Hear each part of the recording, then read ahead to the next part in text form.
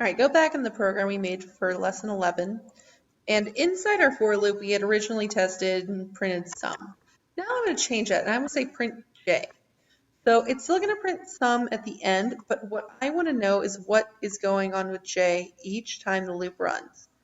So if we hit run, and you'll have to scroll up through all your stuff.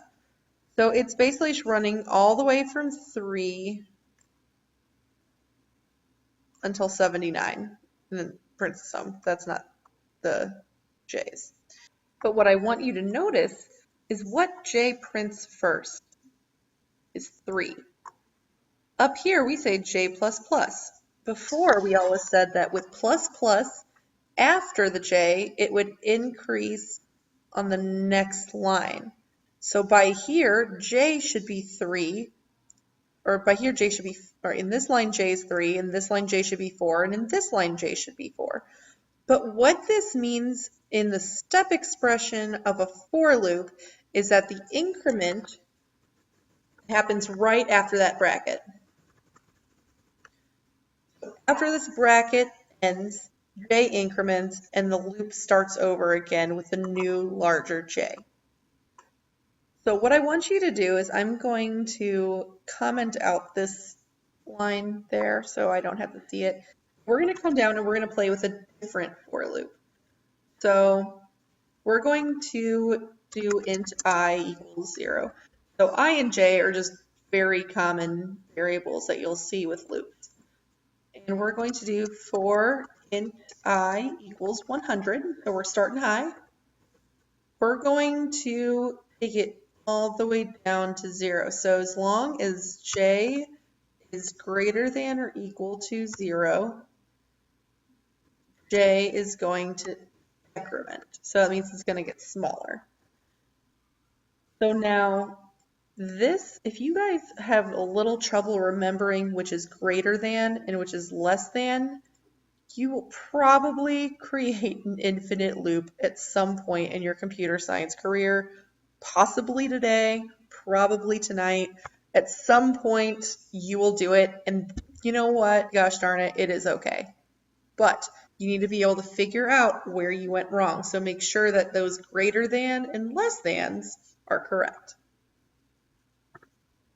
All right, so I'm going to make brackets inside my for loop. And I have an error. It says duplicate local variable.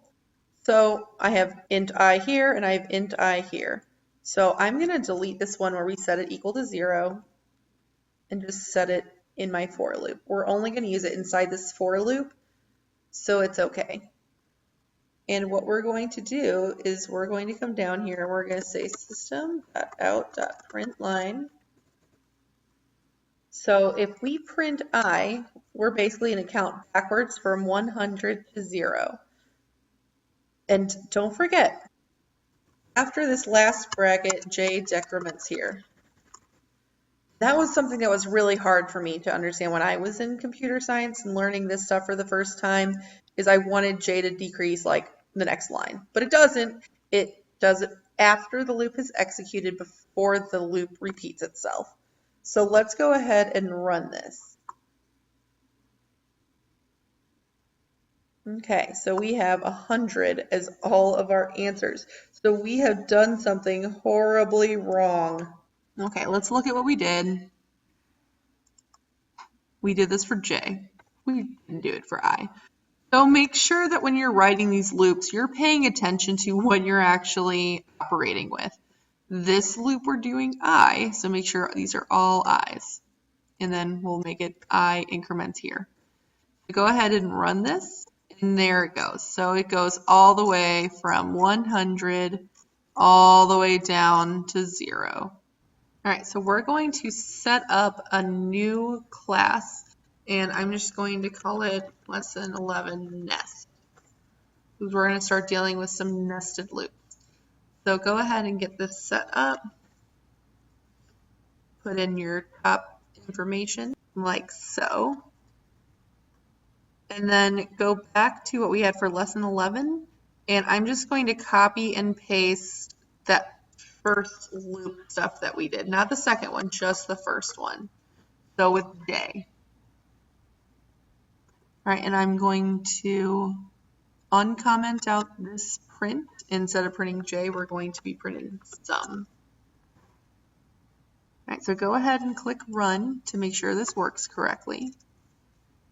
And now you're ready to move on to the third video for lesson 11.